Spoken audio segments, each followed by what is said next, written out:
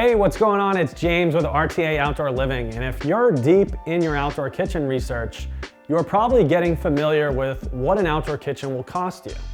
Well, today we are going to address a topic that most don't talk about or even mention. We are going to talk about the hidden costs involved in an outdoor kitchen. That's right, we're going to unveil the 9 hidden costs of an outdoor kitchen project so you can be prepared for all expenses that go into the project and understand some costs associated with outdoor kitchen ownership, even after the project is done. You're probably thinking, how would a patio qualify as a hidden cost? Well, to start any outdoor kitchen project, you must have a patio or space to put your outdoor kitchen. Whether you have to extend your patio space or put in a new construction patio, this can be an area that gets overlooked when configuring the finances for your project. One area that could qualify as a hidden cost is if your patio will require structural footings or additional support. Some outdoor kitchen materials can be very heavy, and if your patio isn't built to support it, your patio or deck could settle or become structurally compromised over time.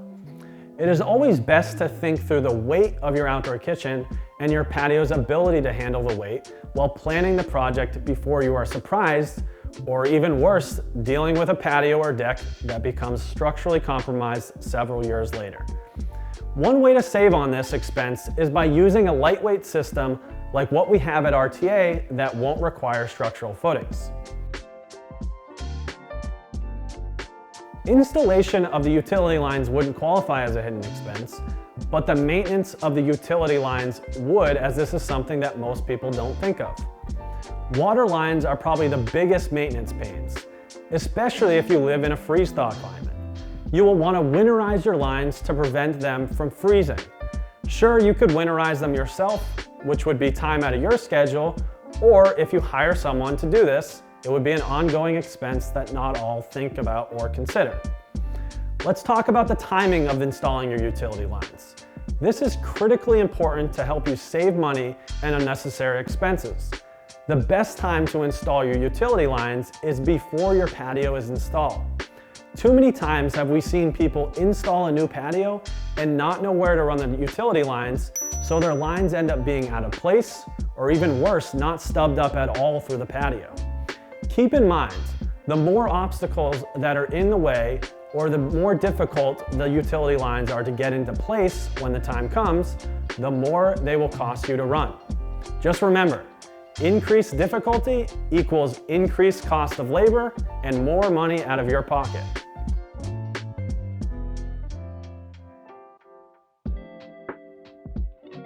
Landscaping is usually an important part of a backyard renovation.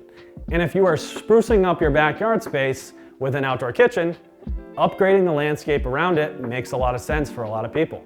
What is the cost of upgrading your landscaping?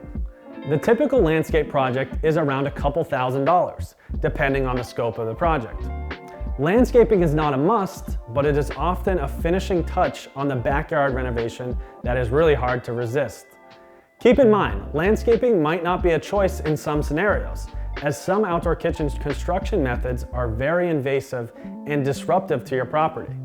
If there's heavy machinery involved, it may rip up and destroy your current landscaping, and in this case, you will have to spend the money to get everything re-landscaped and back to looking pristine.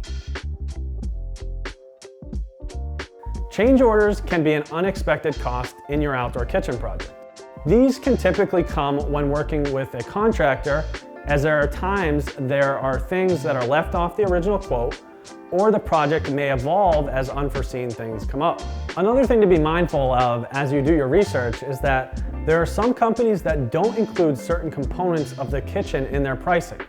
Some options will show pricing of what looks like the entire outdoor kitchen, only to find out later or in the fine print that the kitchen doesn't include the appliances or the countertops. The most important thing here is to make sure whatever company you decide to use for your outdoor kitchen provides complete price transparency and you know exactly what to expect if you were to move forward. You don't want to be hit with change orders or unmentioned costs and have your project cost hundreds or even in some case thousands of dollars more.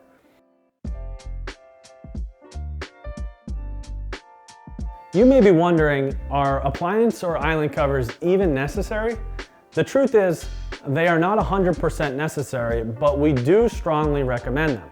If you're going to invest several thousands of dollars into outdoor appliances and an outdoor kitchen setup, spending an extra couple $100s on covers is, in my opinion, a really cheap way to protect your investment.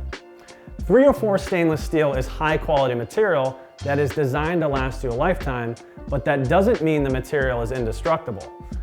For your outdoor kitchen structure, it should be built out of materials that are engineered to withstand all outdoor elements. But if you're not going to be using it for an extended period of time, why not keep it covered? Think of an island cover similar to a pool cover.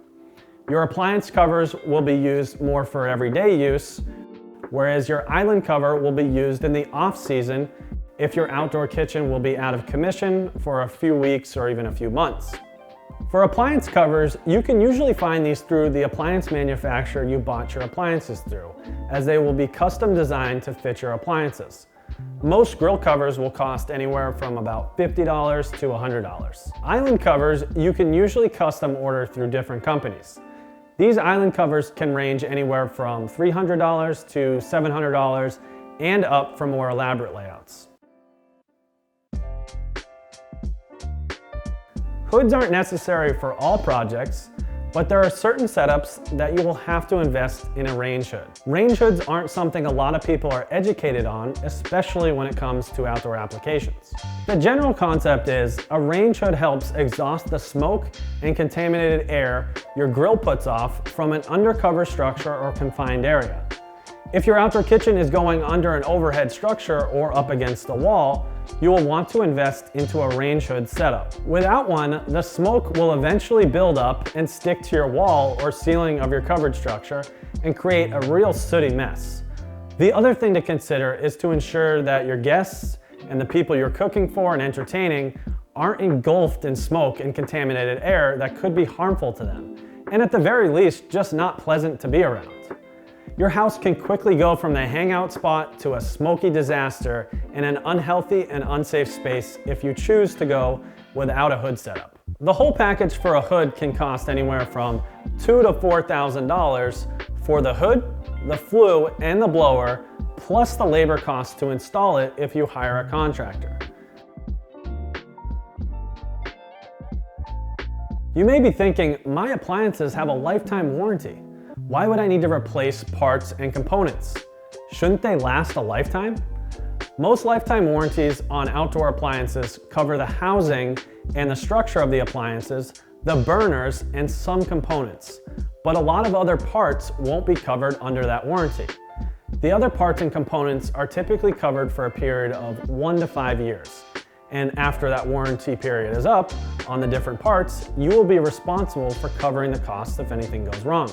Some common parts that could need to be replaced or serviced down the road are things like refrigerator compressors, grill lights, electrical components, valves, and cooking grids. Some are small ticket items that will only set you back about $15 or so. However, a refrigerator compressor will run you anywhere from $50 to $300.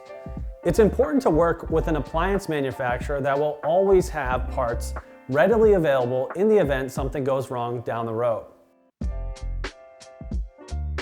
We couldn't help but include this one. After all, you are investing into a space where you can host family and friends. You'll be naturally inclined to host more than you ever have. Hosting frequently can lead to additional expenses. Food, meats, beverages, and other party needs can certainly add up. It is likely what you signed up for and is something you are aware of, but it's an expense that is incurred with outdoor kitchen ownership.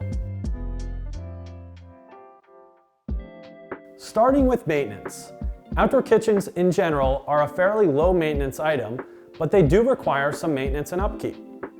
Most countertops require resealing. Countertop materials that are more porous, like concrete, require resealing as often as once per year. Depending on the countertop material you end up going with, you will want to plan on purchasing the sealer and factor in the time it will take you to reseal the countertops when the time comes. Let's talk about repairs. Probably the thing that most people fear the most. High quality outdoor kitchens should not require any repairs. However, since not all outdoor kitchens are created equally, and since there are outdoor kitchens that aren't built for the long haul, you will be stuck with the repair costs when something goes wrong. Repairs can be quite costly depending on what needs to be done, and we have seen worst case scenarios where islands are in such bad shape they need to be totally replaced. Stones that delaminate, stucco cracking and flaking off, loose or broken tile countertops are just some of the things that can go wrong over time.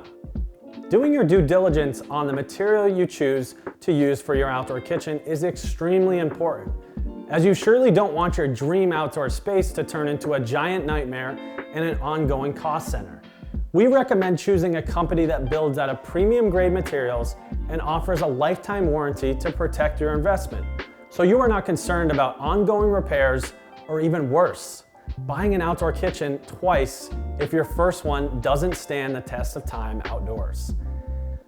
Thank you so much for watching today's video. Subscribe to our channel to continue to receive outdoor kitchen value and education, and feel free to comment below if you have any questions.